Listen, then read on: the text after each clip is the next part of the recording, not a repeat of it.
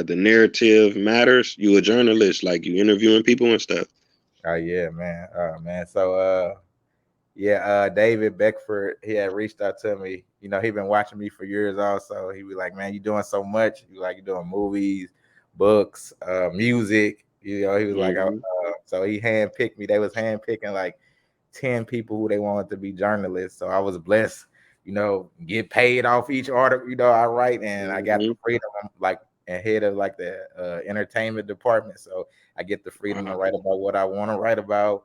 I reached out to like celebrities like Play from Kid and Play. I interviewed him. He researched me and he was like, man, you're doing a lot of great stuff. I'll be honored to interview with you. I just did an article on a comedian Capone who been on Mm-hmm. Def Jam, and same thing, man. I'm just blessed that God put me in a position to, you know, get this job where I'm just my own boss. I get paid to do what I love. I get to wake up when I want to wake up, and I love it. You know what I'm saying? I'm doing everything that I love to do. It don't even seem like work, you know. Right, right. That's a Shout out blessing, to man. yeah, shout out to the narrative matters, man, because I think that media company is going to just blow. It's getting bigger and bigger and bigger, man. So salute to them. That's dope, man. Truly, truly blessing. Like I said, I met you back in the MySpace days. You Yeah, always I been a know, cool man. My person. space.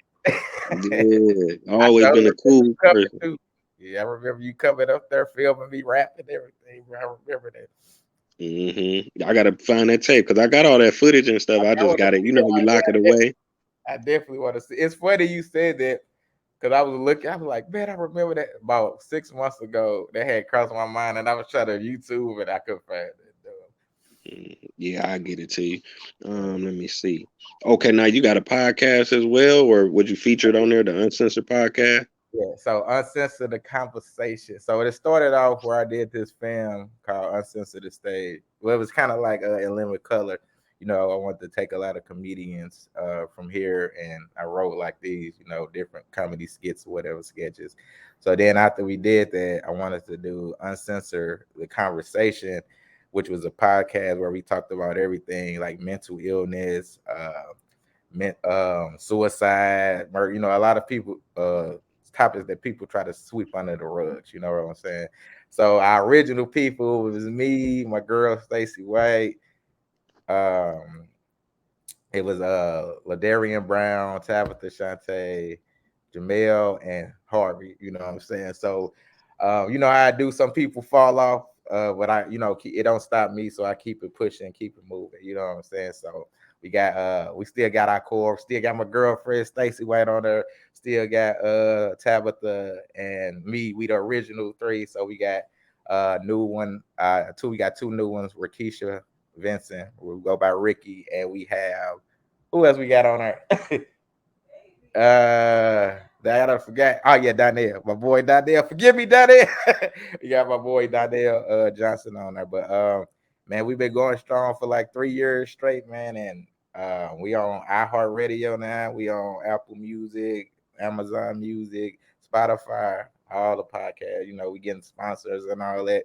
And man, we just growing our audience, man. And I also got my Listen to Lacey podcast, and that's me just talking about things that I've experienced in life, you know, giving advice to people about stuff that I went through, and hopefully it pulled them through something too. So Man, that's dope. That's dope for real. Like you said, mental illness, man, that's important, especially now with the pandemic, man. Some people, so many people, probably all of us struggling right now mentally. You know what I'm saying? The world is changing, people dying.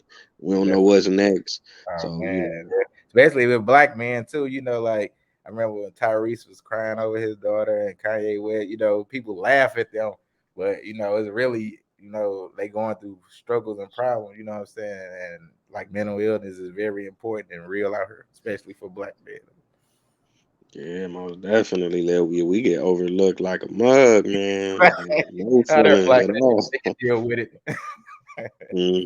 You right. You exactly right. Let me see. I think I covered everything, but you had mentioned earlier that you was an activist. If you could talk about that a little bit, what is an activist for the viewers who don't know, and how did you get into that?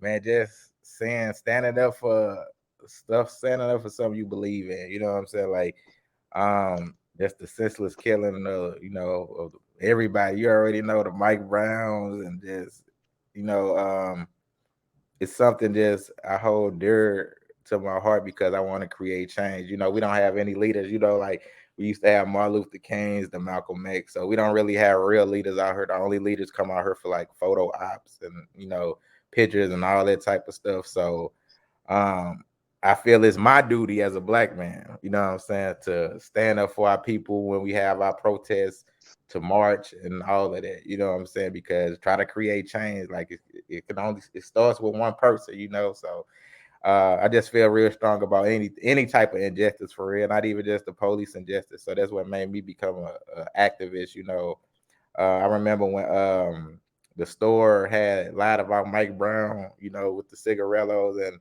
we stood in front of the store, was keeping people from going in. You know what I'm saying? Like that's like felt, real dear to my heart. So anything that I can do for the community as far as activists, I do it.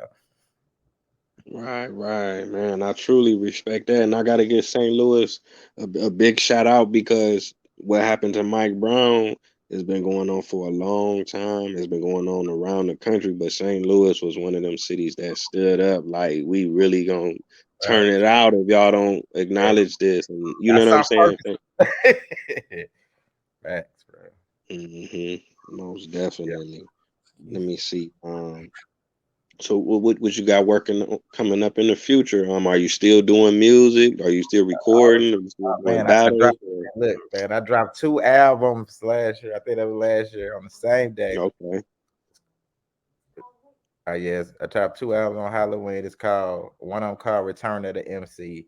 I did that album because with so much of the mumble rap and the garbage music out, I had to let them know, hey, listen, the lyricists out here still exist. So yeah, I can check hmm that out. That's on Spotify, everywhere you buy music, Apple Music. That's where everywhere you buy music also.